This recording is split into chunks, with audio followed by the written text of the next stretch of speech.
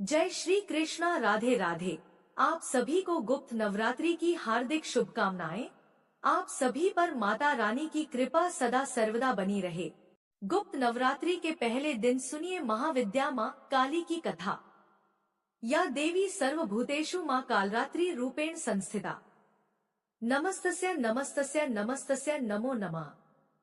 अर्थात हे माँ, सर्वत्र विराजमान और कालरात्रि के रूप में प्रसिद्ध अम्बे, आपको मेरा बार बार प्रणाम है, या मैं आपको बारंबार प्रणाम करता हूँ। इसी मंगल कामना के साथ आज की वीडियो का शुभारंभ करती हूँ। गुप्त नवरात्रि के पहले दिन माता दुर्गा के शैलपुत्री रूप के साथ साथ 10 महाविद्याओं में से एक महाविद्या महाकाली की पूजा भी की जाती है। गुप्त नवरात्रि में 10 महाविद्याओं की पूजा बिल्कुल गुप्त रहकर की जाती है। जो भक्त उपवास रखते हैं, उनके उपवास का पता भी किसी को नहीं चलना चाहिए। और कहा जाता है कि गुप्त नवरात्रि में जितना ज्यादा आप अपनी पूजा को गुप्त रखेंगे, यहाँ तक कि अपने घर की पूजन सामग्री को भी, उतना ही आपको आपकी पूजा का या व्रत का पूर्ण फल प्राप्त होता है। आज की कथा शुरू करते हैं। जय माता दी। महाकाल की काली। काली का अर्थ है समय और काल। काल जो सभी को अपने में निगल जाता है। भयानक अंधकार और श्मशान की देवी। वेद अनुसार समय ही आत्मा है, आत्मा ही समय है। माँ कालिका की उत्पत्ति धर्म की रक्षा और पापियों राक्षसों का विनाश करने के लिए हुई है। काली को माता जगदम्बा की महामाया कहा गया है। माँ ने सती और पार्वती के रूप में जन्म लिया था। सती रूप में ही उन्होंने 10 महाविद्याओं के माध्यम से अपने 10 जन्मों की भगवान शिव को झांकी दिखा दी थी। शास्त्रों के अनुसार माँ भगवती ने दुष्टों का अंत करने के लिए विकराल रूप धारण किया था, जिन्हें माँ काली के नाम से जाना जाता है। इनकी आराधना से मनुष्य के सभी भय दूर हो जाते हैं।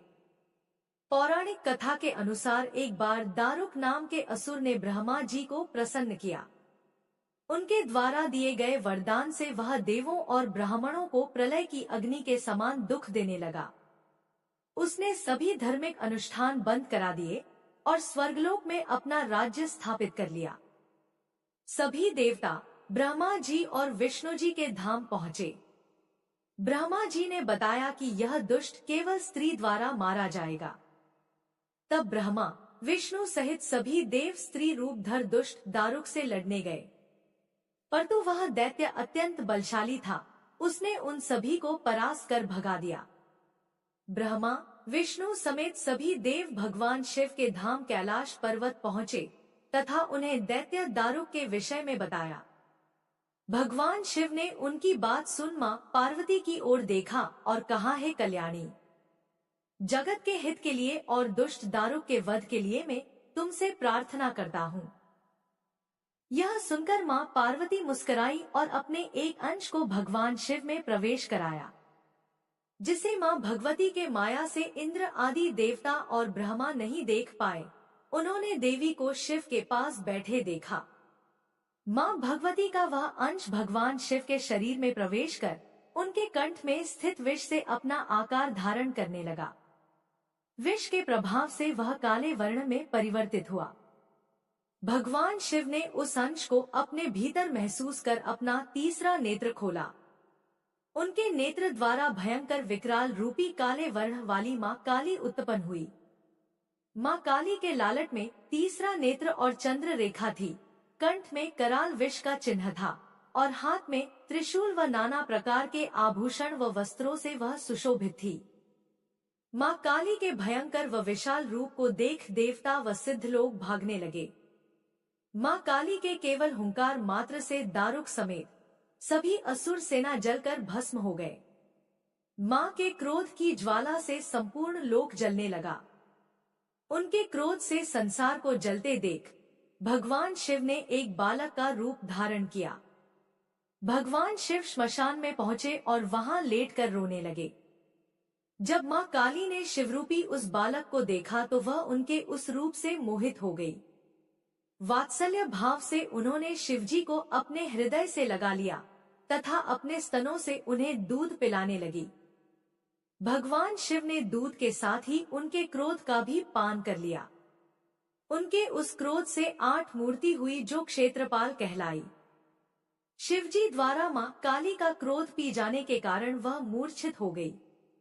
देवी को होश में लाने के लिए शिवजी ने शिव तांडव किया। होश में आने पर मां काली ने जब शिवजी को नृत्य करते देखा तो वे भी नाचने लगी, जिस कारण उन्हें योगिनी भी कहा गया।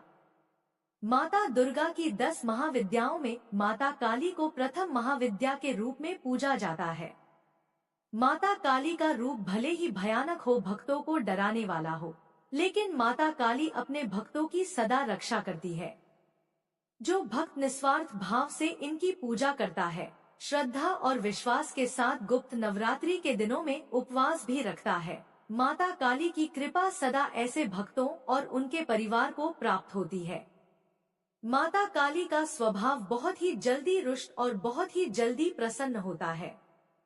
गुप्त नवरात्रि के पहले दिन माता काली की पूजा करने के लिए माता काली को गुड़ का भोग अर्पित किया जाता है और माता काली को लाल रंग का फूल अर्पित किया जाता है। इसे भी माता खुशी खुशी स्वीकार करती है। जय मां महाकाली, जय मां शैलपुत्री। आइए अब श्रवण करते हैं माता शैलपुत्री की कथा। नवरात्रि के पहले दिन माता शैलपुत्री की पूजा का भी विधान है, तो चलिए इस कथा को शुरू करते हैं।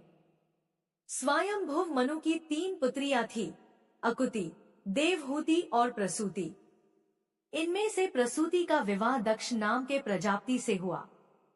दक्ष को 16 कन्याओं की प्राप्ति हुई। इनमें से एक थी सती, जिनका विवाह भगवान शिव के साथ हुआ था। उनको किसी संतान की प्राप्ति नहीं हुई, क्योंकि उन्होंने युवावस्था में ही अपने पिताजी के यहाँ देह का परित्याग कर दिया था। कोई महिला ससुराल में देह त्याग करे तो बात समझ आती है, उसको प्रताड़ना दी गई होगी, लेकिन पिता के घर में आत्महत्या कर ले, ये बात समझ में नहीं आती। एक बार देवताओं की बड़ी सभा लगी हुई थी। दक्ष जो सती के पिता हैं, उस सभा के सभापति थे। दक्ष जब सभा में आए, सभी लोग उठकर खड़े हो गए। 2 लोग उठकर खड़े नहीं हुए, ये थे भगवान शंकर और ब्रह्मा जी।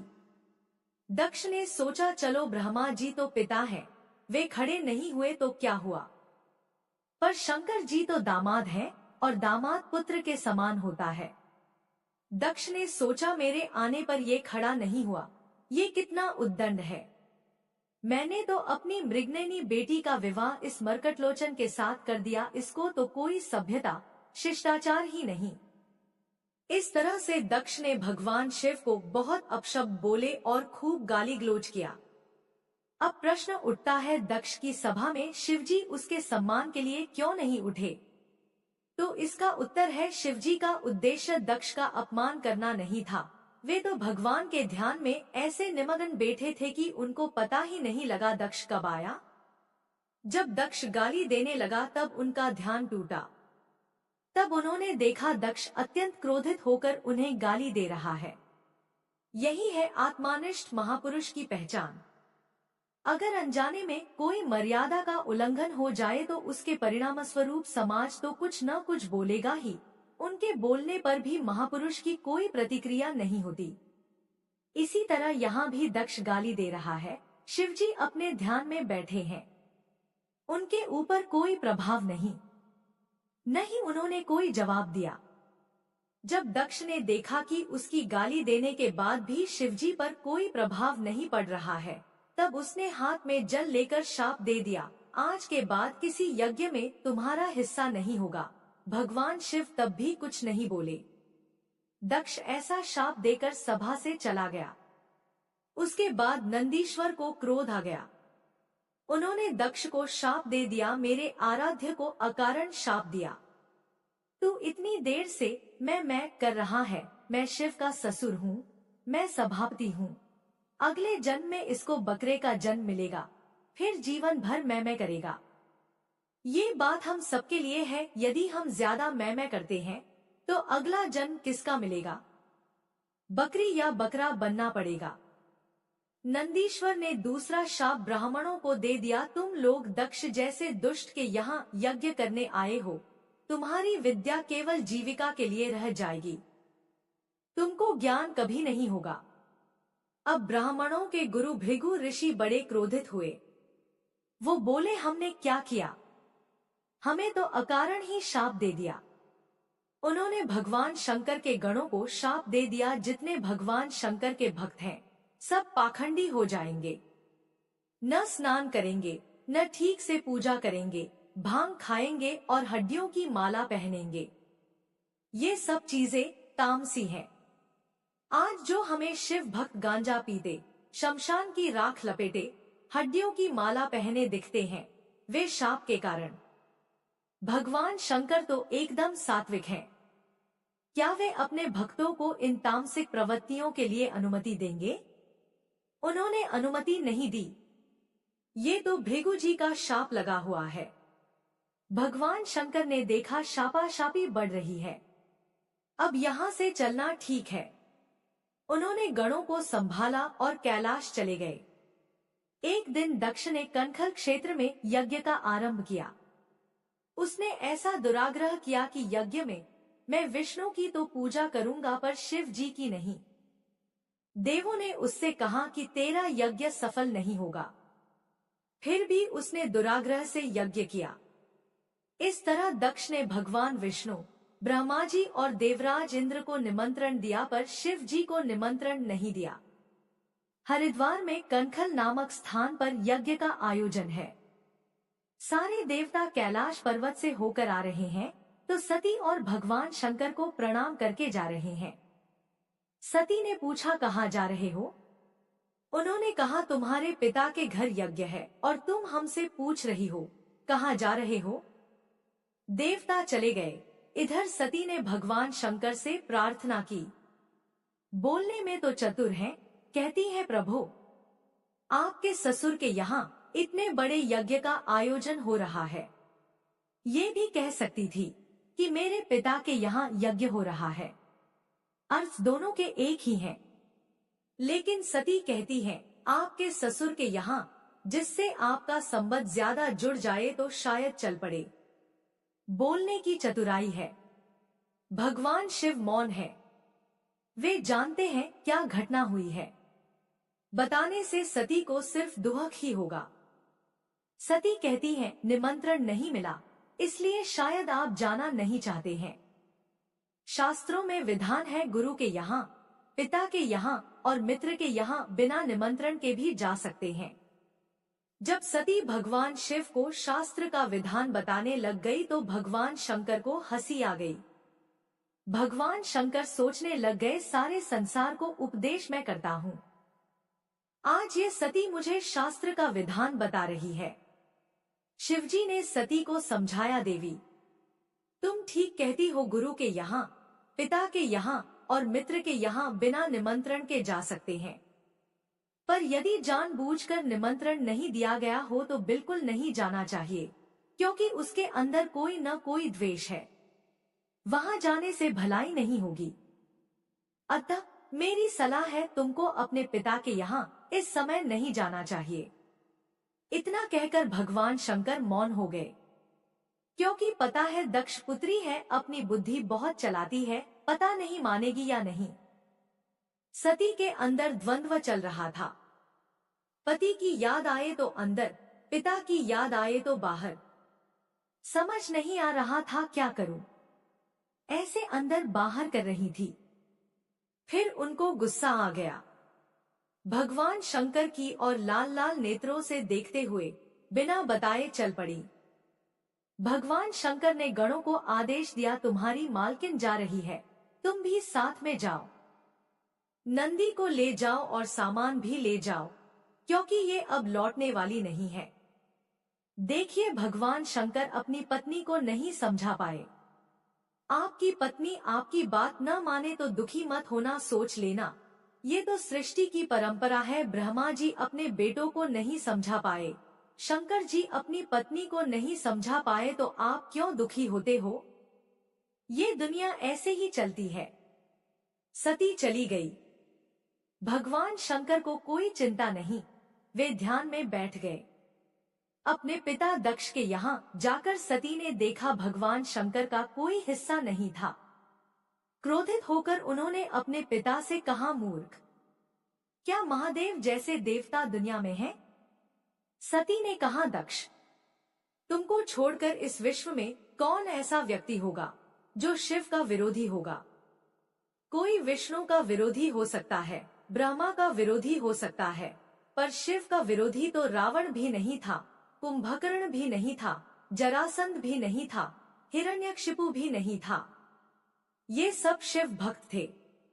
शिव इतने दयालु, इतने कृपालु हैं कि अपने भक्तों के लिए अपना सब कुछ दे देते हैं, अपना भी ध्यान नहीं रखते। तुमने उनका विरोध किया। शास्त्र में लिखा है, जहाँ गुरु का और भगवान का विरोध हो रहा है तो कानों में उंगली लगाकर वहां से चले जाओ। जो सुनेगा और विरोध नहीं करेगा उसको भी पाप का भागी बनना पड़ता है। सती कहती है, मैं तेरी जीभ तो नहीं काट सकती, पर अब मैं लौटकर कैलाश भी नहीं जा सकती। शिव तो परम दयालु हैं, वे तो स्वीकार कर लेंगे, परंतु दुष्ट दक्ष, ये शरीर तेरा दिया हुआ है। तेरे जैसे दुष्ट के दिए शरीर से मैं वहां नहीं जा सकती। वो मुझे दक्षपुत्री कहकर बुलाएंगे तो मेरे लिए मरने के समान हो जाएगा।